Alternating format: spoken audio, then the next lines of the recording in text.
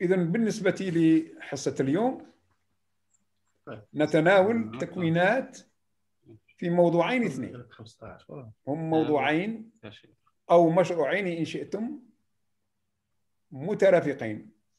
مشروع بدأنا فيه في المعهد وهو يتعلق بقيادة مشروع التعلم الإلكتروني واللي راكم مارستوا جزء منه، ومشروع ثاني اللي استمدينا المعلومات والتحاليل نتاعو من مهارات تعليمية تعلمية عامة تحتاجون إليها. إذن مداخلتي في هذا اليوم سوف أحاول أن لا تكون طويلة. الوثيقة موجودة بين أيديكم، طلعوا عليها. سنتصفحها بشيء من السرعة حتى أفتح لكم المجال للمناقشة وطرح الأسئلة. بالنسبة للمحور الأول هو المشروع التطبيقي أو النموذج التطبيقي اللي بديناه والمتعلق بمشروع التعلم الإلكتروني والمتمثل في إنجاز موارد تعليمية تكنولوجية، واللي انطلقنا منه على أساس أنه يستجيب الوضع اللي راهو يعني يعتبر مؤقت، وهو وضع الوباء إلى آخره، ووضع التوقف المحتمل للدراسة في أي وقت، والحاجة إلى ضرورة تنفيذ بروتوكولات صحية قد تأتي قرارات منها من فوق، وضرورة استمرارية الحاجة إلى تطوير الأداءات التعليمية التعلمية.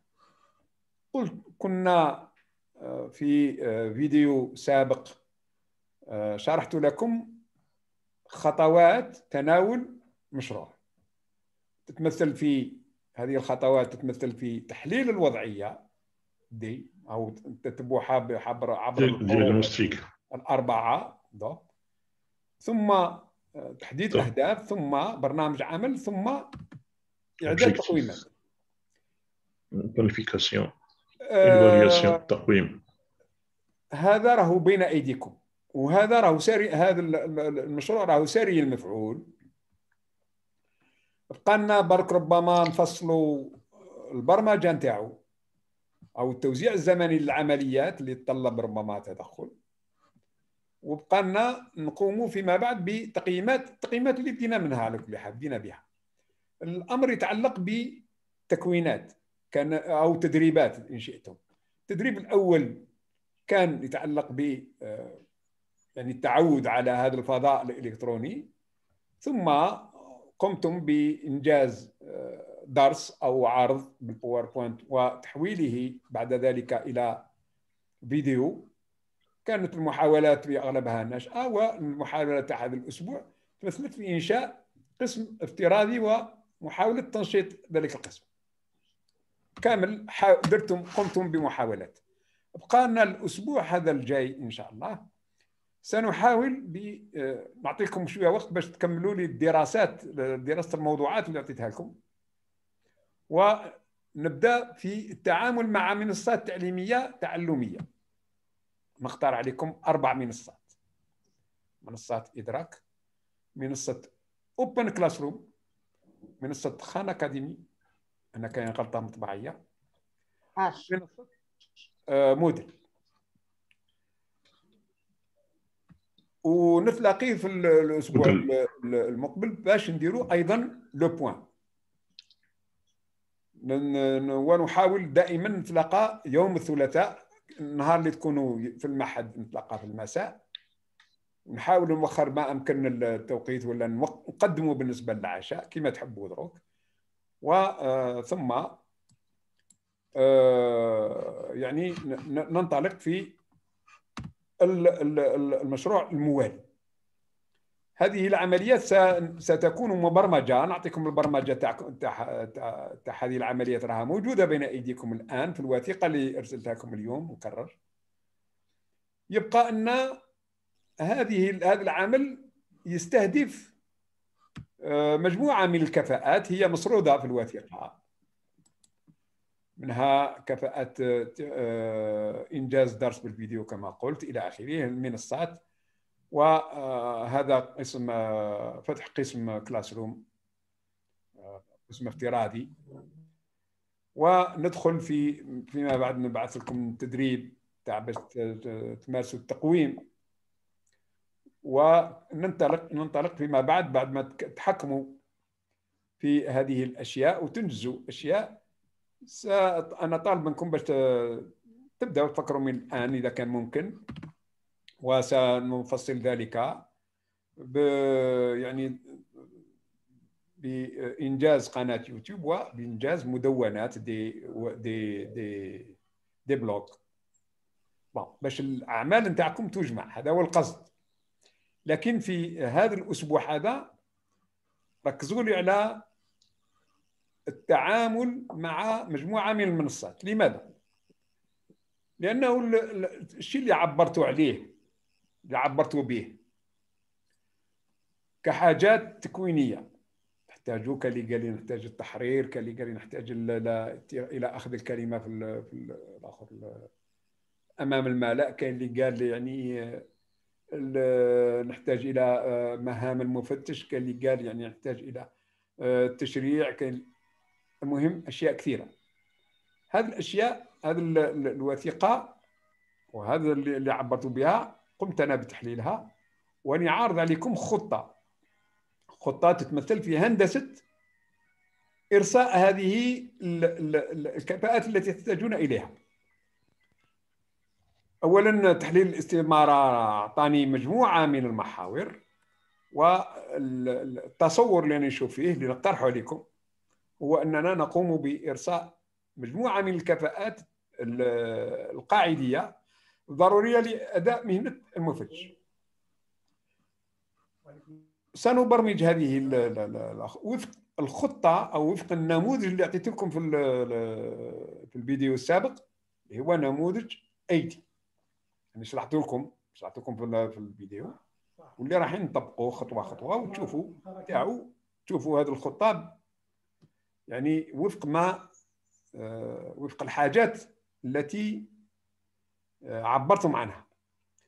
الحاجات هي هذيك التالي. أولا نبدأ بتعلم أن نتعلم.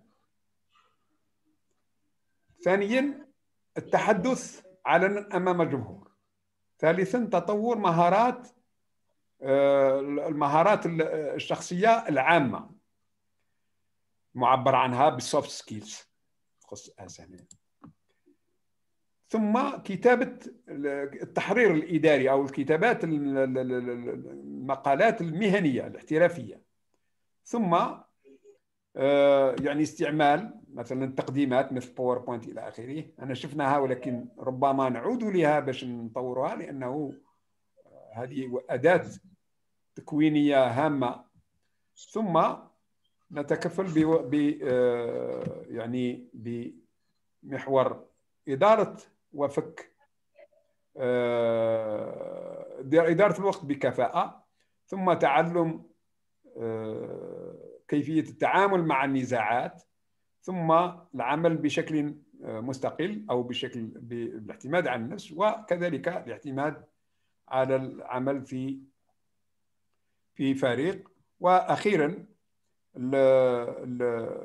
يعني تطوير القدرة على التكيف. هذه الأمور كلها مكتوبة بين أيديكم هنا. برك بالنسبة للكفاءة هذه الأخيرة، الترجمة ربما تتطلب أن نقف عندها. لا ريزيليونس، الديفلوبمون دو لا ريزيليونس، كان يترجموا القدرة على التكيف، أو تطوير القدرة على التكيف، كان يترجموا القدرة على الصمود. المهم أعطيت لكم عدد الساعات اللازمة لكل محور من هذه المحاور التكوينية،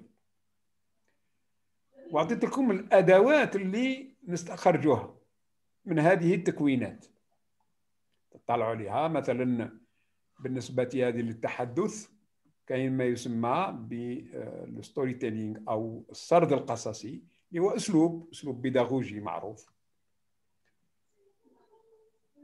كاين لو كادراج نتناولوه في الحصص الإقامية. وطبعا راكم تشوفوا في الجدول كل محور واش يتطلب من ساعات. المهم نعرض عليكم انايا اقتراح اننا نتناولوا هذه المحاور بعد ما تطلعوا الوثيقة وبعد ما تسجلوا في المنصات، كل عدد ساعات نحوله إلى عدد الأيام، أي بموجب العمل ساعة في اليوم فقط، مع ترك يوم للراحة أو نخليكم تفكروا في هذا الموضوع هذا. باش نديروا مخطط، ما يسمى بمخطط جانت للعملية، وهذا راح يقودنا، هذه الكفاءات راح تقودنا في مشروع ينتهي يوم 24 ماي إن شاء الله، بالتواريخ اللي راها موجودة في الوثيقة. هذه الوثيقة ما عندكمش، الوثيقة راها ما زالت عندي، نعطيها لكم بعد ما تطلعوا الوثائق الأخرى، نعطيكم هذه الشريحة هذه هي هذا هو القصد يعني من الوثائق اللي بعثتها لكم. الآن